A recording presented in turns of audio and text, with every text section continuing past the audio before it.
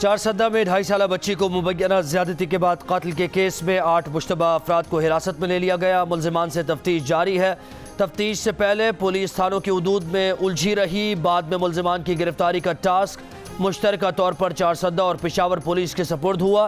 Crime scene पर geo fencing DPO को हतमी medical report का इंतजार। इब्तदाई तफ्तीश में बच्ची से ज्यादती की तस्दीक। पुलिस का कहना है कि बच्ची को 6 अक्टूबर को अगवा किया गया। अगले रोज लाश खेतों से मिली।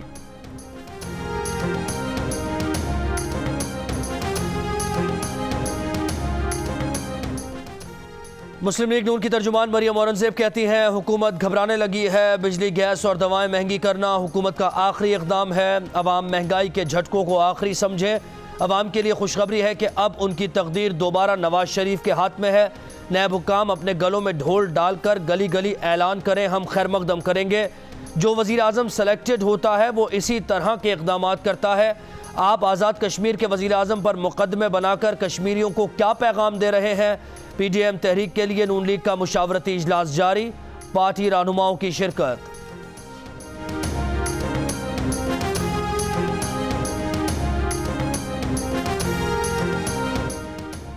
मुशीर दाखिला शहजाद अकबर कहते हैं कि एहतसाब अदालत का फैसला है कि नवाज शरीफ सजा याफ्ता मुजरिम और मफरूर है। नवाज शरीफ की इस हकीकत के सिवा बाकी सब फसाना है।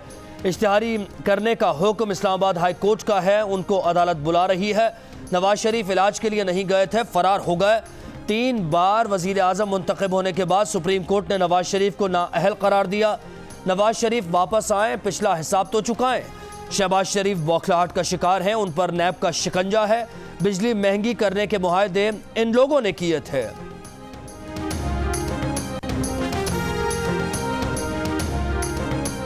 पंजाब के वज़ीर इत्तलात फयाजुल हसन चौहान कहते हैं कि जो असम्बली नशिस्त न जीत सका वो अपोजिशन की नुमाइंदगी कैसे करेगा? मौलाना फजल रहमान ने हमेशा उसूल के नाम पर वसूल की सियासत की है। अब देखें मौलाना और मीम लीग गठजोड़ का ऊंट किस करवट बैठता है। नून और शीन लीग की गैर मौजूदगी में मीम लीग अपनी पार्टी सियासत का बेड़ा गर्क करने में बिल्कुल आज़ाद है। रही सही गैर मुत्तहद अपोजिशन की साजिशें हुकूमत का कुछ नहीं बिगाड़ सकती।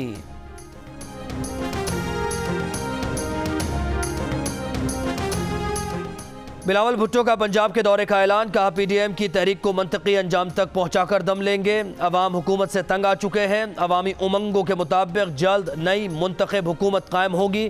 पीपल्स पार्टी रहनुमा कमर जमान कायरा की बिलावल से मुलाकात। बिलावल ने कहा कि अवाम को पैगाम दें कि इस हुकूमत का खात्मा बहुत करीब है। कमर जमान कायरा ने कहा कि गुजरावाला जलसे को कामयाब बनाने के लिए पीपल्स पार्टी पंजाब तैयार है।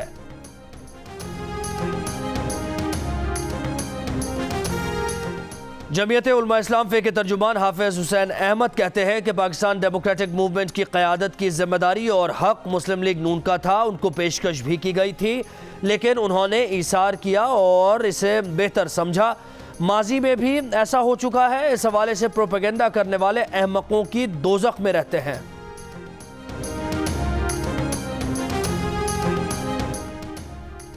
नून लीग के रहनुमा कैप्टन रिटायर्ड मोहम्मद सफदर की नैब पेशावर में पेशी। मीडिया से गुफ्तगू में कहा कि उन्हें बताया गया कि चेयरमैन नैब ने उनके वारंट जारी किए हैं। इतने पुराने असासों की तफसील उनके दादा मरहूम ही दे सकते हैं। वो गिरफ्तारी से नहीं डरते। गिरफ्तारी के ख्याल से अपना बिस्तर और दवाएं साथ लाए थे।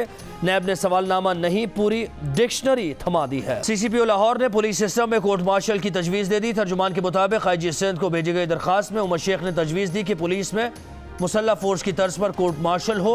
जजा और सज़ा का निज़ाम मुतारिफ करवाया जाए। मौजूदा कवानीन के तहत सज़ाएँ देने से कोई बेहतरी नहीं आ रही। कोर्ट मार्शल से कोई एहलकार ऑफिसर दोबारा नौकरी पर बहाल नहीं हो सकेगा।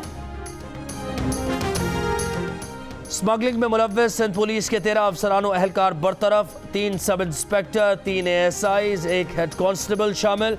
पुलिस ज़राए के मुताबिक बरतरफ पुलिस एहलकार ममनुआ अशिया से भरी गाड़ियाँ और ईरानी डीजल की स्मगलिंग में मुआवनत फराहम करते थे।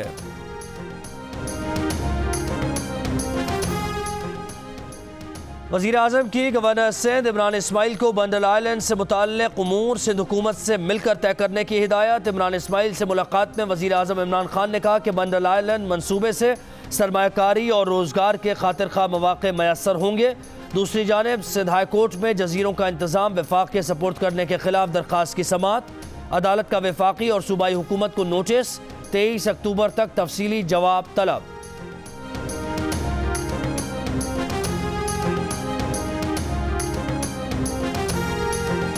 नवासा रसूल इमाम हुसैन रजी अल्लाह तआला अन्हु का चेहलुम कराची, लाहौर, कोयटा, पेशावर समेत मुल्क के छोटे बड़े शहरों में जुलूस अपने मुकर्ररा रास्तों पर गामजन। जुलूसों के रूट और अतराफ के इलाकों में मोबाइल फ़ोन सर्विस बंद। पंजाब और सिंध में चेहलुम पर मोटरसाइकिल की डबल सवारी पर पाबंदी आयद।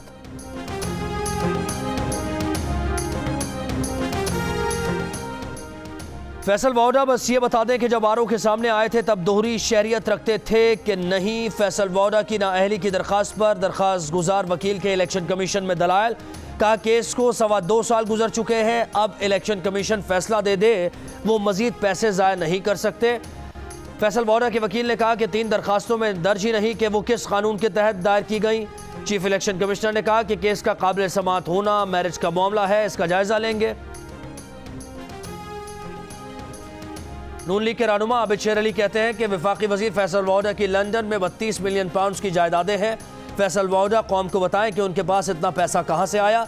पाकिस्तान में 1.5 लाख रुपए टैक्स देने वाले से कौन पूछेगा कि ये जायदादें कहां से आईं। नून लीग पर तोहमत और गद्दारी के इल्जामात लगाने वाले खुद पाकिस्तान को नोच रहे हैं। रहनुमा नून लीग अता तारड़ कहते हैं कि फैसल वाउडा नून लीग के लोगों से उनके खिलाफ दायर केस वापस लेने का कह रहे हैं।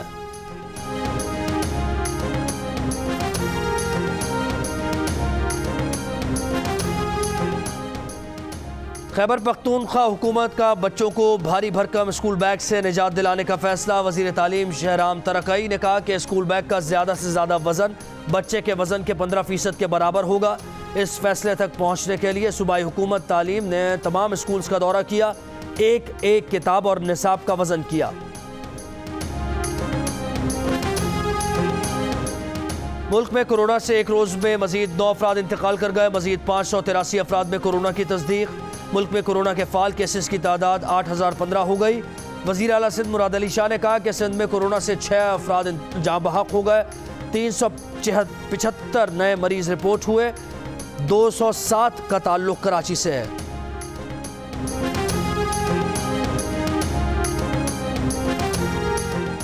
एक तरफ मुल्क में कोरोना की दूसरी लहर का खदशा, दूसरी तरफ हुकूमती और अपोजिशन रहनुमाओं की एहतियाती तदाबीर में कमी। फजलुर रहमान ने रायविंड में शाहिद खाकान और एहसन इकबाल से हाथ मिलाया। ख्वाजा आसिफ, राना सनाउल्लाह, परवेज रशीद और मोहम्मद जुबैर उनसे गले भी मिले। वफाकी वजीर शिबली फराज ने कराची में कहीं मास्क पहना तो कहीं SOPs को नज़रअंदाज कर दिया।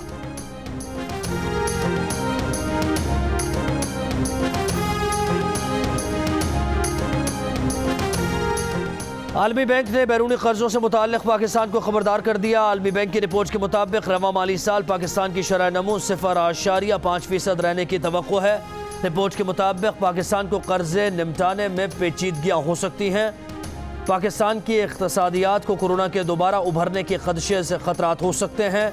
रिपोर्ट के मुताबिक पाकिस्तान में टिड्डियों के हमले, मूसलाधार बारिशें भी फसलों को नुकसान पहुँचा सकती हैं। पाकिस्तान में फसलों को नुकसान से ग़िज़ाई क़िल्लत जन्म ले सकती है।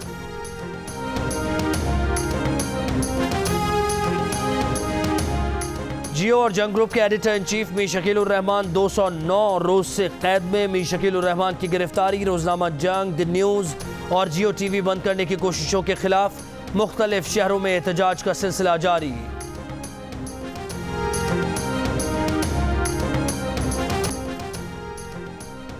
नोबेल इनाम बराए अदब का ऐलान। इस साल का अदब का नोबेल इनाम अमरीकी शायरा लुईज ग्लक के नाम रहा। जरूरी बात, स्कूल तो खुल रहे हैं लेकिन कोरोना की पूरी तरह अभी छुट्टी नहीं हुई, इसीलिए सबको मास्क पहनना है, सैनिटाइजर भी इस्तेमाल करना है। अच्छा फिर स्कूल में मिलते हैं। डरना नहीं, हमें लड़ना है।